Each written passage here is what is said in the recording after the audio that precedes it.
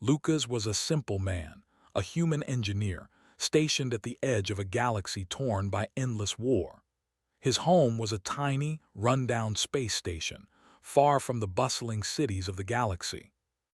The station, once a place of refuge for travelers, now served as a hub for soldiers, engineers, and survivors.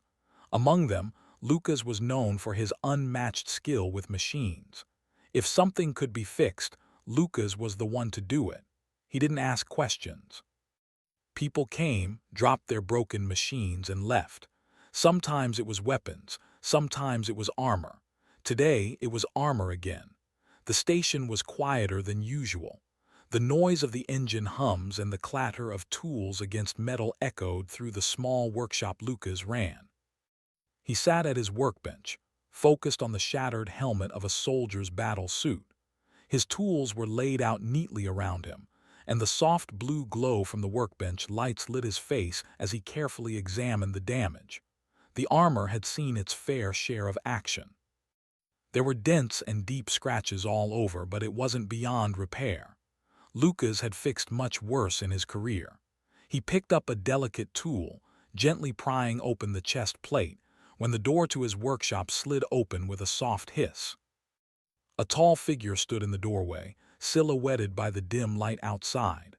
The figure was wearing a heavily damaged suit of armor, the visor down so that the face was hidden.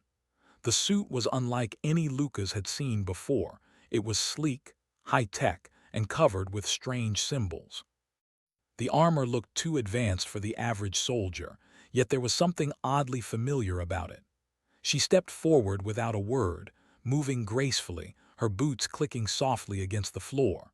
Her posture was straight, proud, too proud for just another soldier. She set the armor down on the workbench with careful hands, the metal clanking softly as it hit the surface. Then she turned to Lucas, her voice low, almost mechanical. "I need this fixed," she said, her voice calm, but there was an undertone of something, authority perhaps. She was used to being obeyed. Lucas glanced at the suit, then back at her. She wasn't asking, she was telling. But there was something in her presence, a quiet power that made him hesitate. He nodded slowly. "All right, I can fix it." "It'll take a couple of hours," he said, his hands already reaching for the tools. She said nothing more, just watched him intently as he got to work. The silence between them was thick, but Lucas didn't mind. He preferred it that way. The less he knew about his customers, the better. There were rumors about the station, about the wars between the various alien factions, but Lucas had always kept to himself, his focus only on his work. As his hands worked on the damaged parts, he found himself admiring the craftsmanship of the armor. It was unlike anything he had ever seen before. The metal was a strange shade of blue, almost translucent, and the design was intricate, with patterns that seemed to shift as he moved the plates around. Whoever had designed this armor was a genius, and Lucas couldn't help but wonder who could afford such high-end equipment. His tools clicked and clattered as he repaired the broken joints and reinforced the weak points. He didn't speak as he worked, knowing better than to ask unnecessary questions. It wasn't his business to know who this person was or where the armor came from. But as the hours passed and the work neared completion, his curiosity began to get the better of him. He glanced at the soldier, who was still standing quietly by the wall, watching him with a gaze that seemed too intense for comfort. Her face was hidden behind the visor, but he could feel her eyes on him, like she was analyzing him just as he was analyzing the armor. "So," Lucas said after a long pause, his hands still working, "where did you get this?" She didn't answer immediately, and Lucas thought maybe she hadn't heard him. But then she spoke, her voice quiet, almost imperceptible under the hum of the workshop's lights. "I can't tell you that," she said, "but you'll see for yourself soon enough." Lucas felt a shiver run down his spine. There was something off about the way she said it, something that made his stomach twist. He didn't like feeling like he was being watched, like he was a part of something larger than he understood. But she wasn't giving anything away, and all he could do was finish the work he had started. It wasn't long before he completed the repairs. He stood back, wiping his hands on a rag, and looked over the suit one last time. It was as good as new, maybe even better. There. "It's done," he said, stepping back from the workbench. The soldier didn't move right away. She just stared at the armor for a long moment, as if weighing something inside her. Finally, she nodded once sharply and reached for the suit. "Thank you," she said, her tone much softer than before. Lucas watched her as she began to put the armor back on, piece by piece. As she donned the helmet, the change in her posture was immediate. She became even more imposing, her movements graceful but purposeful. She had the air of someone who was used to leading, not following. Lucas watched her for a moment, his curiosity growing. Who was she really? And why was someone like her in this part of the galaxy, far from the centers of power? He wanted to ask her, to know the answers. But before he could, she looked up at him, her face hidden behind the dark visor.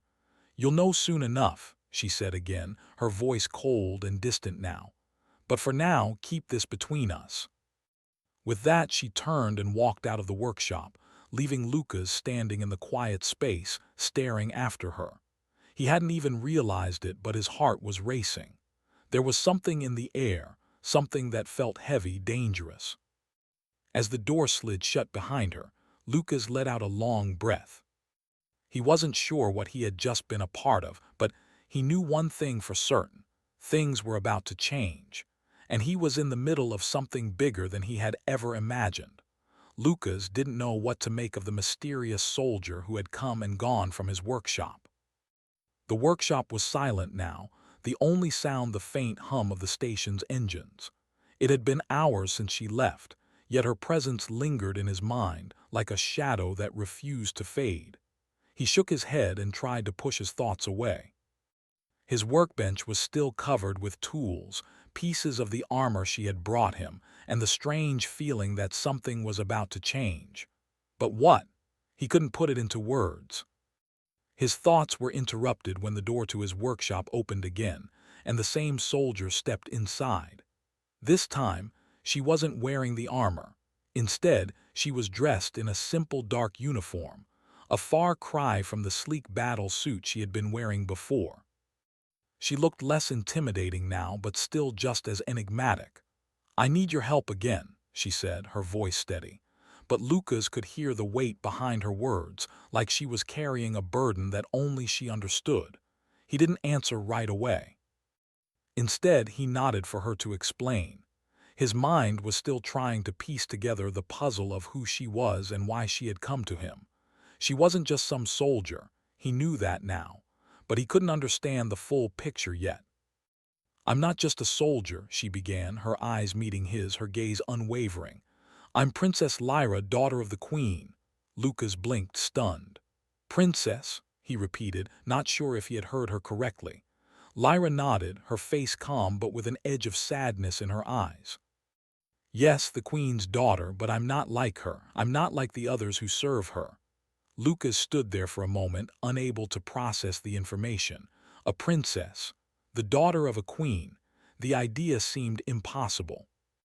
Yet there was something about her, the way she carried herself, the strength in her voice, that made him believe her. She continued, her voice steady but with a hint of something darker beneath it. "I've seen what my mother's reign has done to our people. I can't stand by and watch any longer. I've defected. I'm part of the resistance now." The weight of her words sank into Lucas's mind. A defector, a princess who had turned against her own mother. It didn't make sense. But in a galaxy filled with war and political intrigue, he supposed nothing truly made sense. "Why are you telling me this?" Lucas asked, his voice cautious. "What do you want from me?" "I need you to help me," Lyra said, stepping closer to him. "You fixed my armor, but that's not enough. I need your skills, your knowledge. I need you to help us build a weapon that will take down my mother's forces." Lucas took a step back, his mind racing. "You want me to build a weapon? Why me?" Lyra's eyes darkened, and she looked around the room as though to make sure no one else was listening. "Because you're the only one who can," she said quietly. "You don't understand yet, but your skills are exactly what we need." The Queen has advanced technology that I need to disable, and you can do it. Lucas felt a mix of confusion and awe. He had always been good with machines, with fixing broken things, but building a weapon that could bring down an entire empire. That was something entirely different. He wasn't a fighter, he wasn't a soldier. I'm just an engineer, he said, trying to keep his voice steady. I don't know anything about weapons or warfare. You don't need to know about warfare, Lyra said, her voice calm but firm. You know how to fix what's broken, and that's exactly what we need. We need someone who can take our broken pieces of technology and make them work. Lucas ran a hand through his hair, his mind in a whirl. You're asking me to join a war. I can't. I'm not asking you to join a war, she interrupted. I'm asking you to help stop one. You can make a difference, Lucas. You've already done so by fixing my armor. This is just the next step. For a moment, he said nothing. The idea of being pulled into something this massive, this dangerous, terrified him. He wasn't a hero. He wasn't even a soldier. He had spent his life fixing things, making them work again. But this was a different kind of repair. The thought of the Queen, her cruelty, and the destruction her empire had brought to the galaxy filled his mind. He remembered the stories he'd heard about her, how she ruled with an iron fist, how entire worlds had fallen under her control. And now, standing before him, was her daughter, a princess who had turned her back on all of it. She wasn't asking for his loyalty. She was asking for his help. I don't know if I can help you, he said, the doubt heavy in his voice. I've never done anything like this before. Lyra looked at him, her eyes filled with an understanding that made him feel as though she could see right through him. You don't have to do it alone, she said softly. We'll be working together. I have the plans. I know what needs to be done, but I need you to bring it to life. Lucas felt the weight of her gaze, the silent plea in her eyes. She wasn't just asking for his help, she was trusting him. It was the kind of trust that came from someone who had nowhere else to turn, someone who needed him, someone who believed in him. He could feel the shift within himself, a stirring of something he hadn't felt in years. He wasn't a soldier, but that didn't mean he couldn't help. He wasn't a hero, but that didn't mean he couldn't make a difference. All right, he said, his voice steady now. I'll help you. Lyra's expression softened, the corner of her mouth lifting slightly. Thank you, she said quietly. You don't know how much this means. And so they began. Over the next few days, Lucas worked tirelessly, using his knowledge and skills to help Lyra build the device she needed to bring down her mother's empire. They spent hours in the workshop, going over designs, making adjustments and testing the equipment. As they worked together, Lucas couldn't help but notice the way Lyra carried herself, always calm, always focused, as though she had been trained for this her entire life.